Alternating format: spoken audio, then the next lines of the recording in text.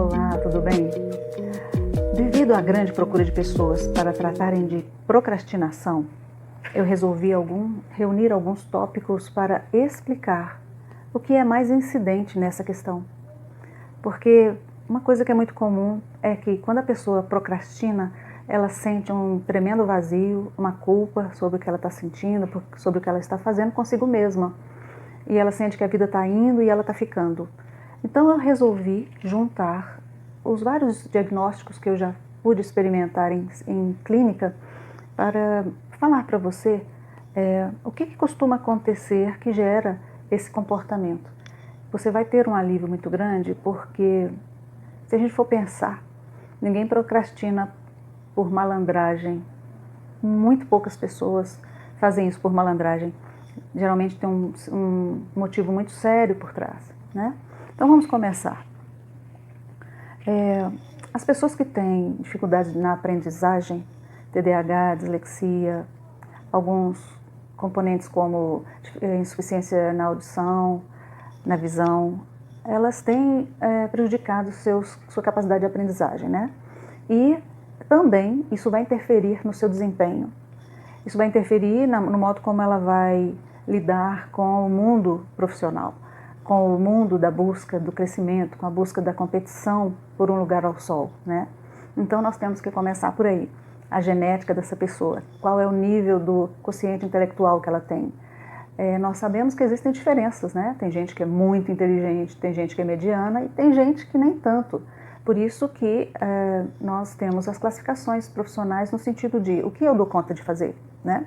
Então nós temos que pensar nisso. Na infância nós temos que experimentar situações de exercitarmos a nossa autonomia. Quando nós somos criados sem voz, sem sermos consultados, por exemplo, quando nossa mãe resolve nos vestir sempre com a roupa que ela decide, ela nunca nos autoriza colocar a roupinha que a gente escolhe, e isso se prolonga por anos sem termos voz. Somos obrigados a fazermos coisas que poderíamos participar na decisão e não temos voz. Começa aí um treinamento para sermos muito submissos e não termos voz própria, né? Isso é muito sério. Então nós temos que ter muito cuidado com essa questão quando a gente cria nosso filho, para a gente não estar criando pessoas amedrontadas, pessoas passivas, que não terão voz, porque isso vira um treinamento, é um condicionamento comportamental mesmo, né? Na questão da validação dessa criança, a rigidez dos pais, com castigos, ameaças, também interfere muito no desenvolvimento da autonomia, porque essa criança quer ser amada, e se ela entender que para ser amada ela precisa se submeter,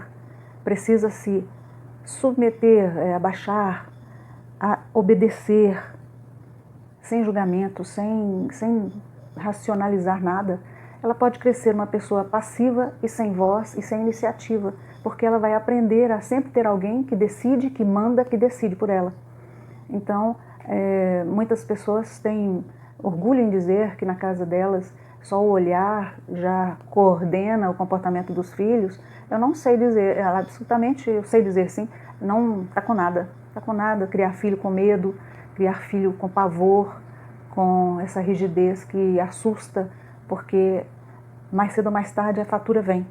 Esses filhos vão embora, porque ser criado com essa rigidez toda faz a criança perceber que naquele ninho ali não existe amor. E ela não vai se sentir na necessidade de retribuir, né?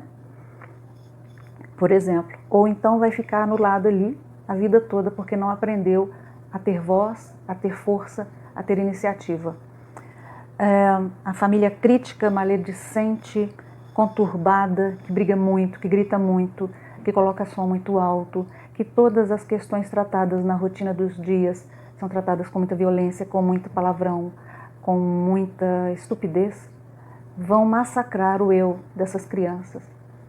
E muitas vezes a gente ouve as pessoas criticarem o comportamento de alguns jovens, por exemplo, e eu fico pensando em que ambiente essa criança cresceu, né? Sai entre os dedos, né? Pouca estimulação para as habilidades globais. Quantas vezes a gente vê famílias de marceneiros, famílias de músicos, de doceiras, E a criança aprende, né? A criança aprende a ver aquilo e ela vai desenvolver essas habilidades, né? Então é legal a gente estimular a criança a aprender, a assistir e aprender, porque é uma maneira de mostrar para ela que ela é capaz de aprender as coisas. E quando ela aprende uma coisa e desempenha, aprende outra e desempenha, ela compreende que ela pode aprender o que ela quiser. Eu falei da falta, agora vamos falar do excesso também.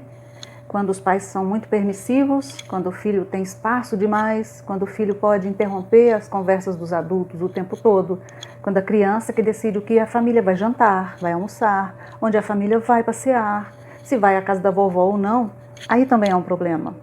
Porque a criança, durante o tempo que ela tem um protetor, uma protetora, ela pode estar escolhendo sem o medo de pagar o preço da escolha. Mas quando fica adulta, ela tem que pagar o preço, né? E aí fica diferente. O mundo não vai dar a ela o que ela quer, não vai viver ao seu bel prazer. Ela vai ter de aprender a suportar frustrações. As coisas não serão tão fáceis como os pais mostraram que seria. E aí vai ser muito complicado também. E aí, na falta daquela facilidade toda que foi a infância e talvez parte da adolescência, esse adulto não tem mais motivação para buscar, porque de outro jeito ele não quer. Não aprendeu a esperar, não aprendeu a lutar, a ter prazer com a vitória, com o empenho. Então a gente precisa buscar o meio termo em todas essas questões que eu falei, né? Quando a criança ela não é ouvida, ela não se ouve também. Então ela não se conhece. Porque ela passa a nem se ouvir mais, porque é como se ela introjetasse uma ideia de que o que ela pensa, o que ela deseja, sente, não tivesse valor. Chega na hora de decidir carreira, futuro, ela não sabe para onde ir. Então, dá medo de sair do ninho. Dá medo de sair do ninho. Então, se ela passa no vestibular, se ela passa na prova da OAB, se ela tira a carteira de motorista, implica em ir para o mundo. E quem diz que ela está preparada? Porque ela foi prejudicada lá atrás, então ela não vai conseguir. Então, não conseguir, muitas vezes, é um sinal positivo de que alguma coisa precisa ser feita, né? Eu costumo dizer, então, para essas pessoas que precisa haver um trabalho de busca de sentido. A vida precisa de sentido, direção, você precisa estudar o que move sua alma, o que te torna feliz, quem é você. Experimenta fazer aquela tarefa do Ikigai, procura saber como é que faz. Por muitas vezes na minha vida eu estive confusa na minha juventude e sempre que eu ficava confusa eu deitava os cabelos no trabalho, na produção de trabalhos de arte, reciclagem de móveis, sou muito chegada a trabalhos assim. E depois dessa fala eu vou colocar um vídeo de tudo que eu já fiz, aliás tudo não, tem muita coisa além, mas é só para você ver que quando você produz você se reconhece competente, habilidoso. E aí sim, você tem autoconfiança suficiente porque ela é baseada na verdade. Você vê que você é capaz, que você pode e que você pode acreditar. Ok?